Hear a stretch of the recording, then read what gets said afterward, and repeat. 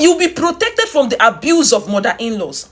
It's because there are no marriage partnership agreements. That is why as a girl and your mother-in-law is maltreating you, you're still there. Your husband is maltreating you, you're still there.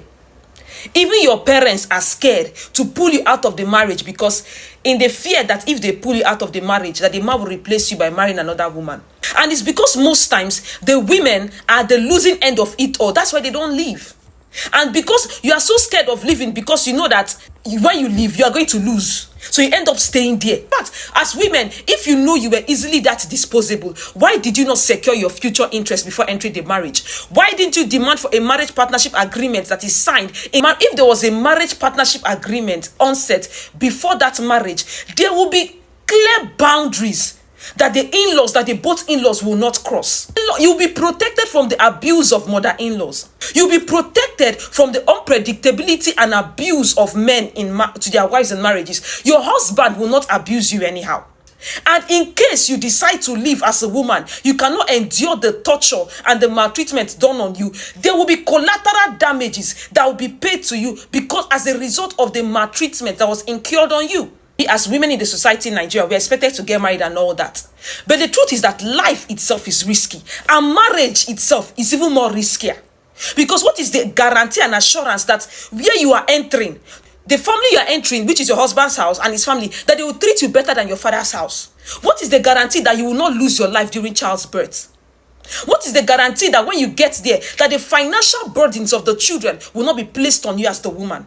What's the guarantee that when you get there, unnecessary demands a wife is not supposed to be playing will be put on you to carry it because what? They paid your bride price and they married you into the family. Therefore, you are now their property for them to treat anyhow, to mishandle and treat anyhow. Human beings are so unpredictable. That's why there's something called a business partnership agreement between individuals to protect the interests and the benefits and the future, to secure the future benefits of those two parties. That is why there's a called business partnership agreement. That one does not just wake up, decide to do anything anyhow and just leave. As women, you tolerate abuse, manipulation. Sometimes in care of cases where a woman goes out, she works, she hustles, finds the money and brings the money home and submits all that money to the husband. In quotes, that the man in his mindset that he married her, therefore she's his own property. I know where that mindset is coming from. What I'm trying to point out here is because there are no agreements signed. That is why this abuse, the continuity of this abuse on marriages, on women in Africa continues. That you are being depleted for your humanity. You are being used for your resources. You are being used for your finances. You are being used for your body. Everything you can provide, you are juiced out of. Because of what? There is no partnership agreement covering your interests, securing your rights as an individual, as a human being in that marriage. Life is so unpredictable. So why didn't you have this early on agreement signed to secure your interests, your future, and that of your kids?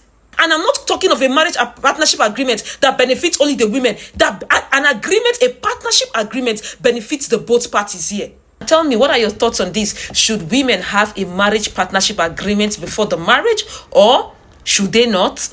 Let me know what you think about this in the comment section. I love you guys. One love. Bye.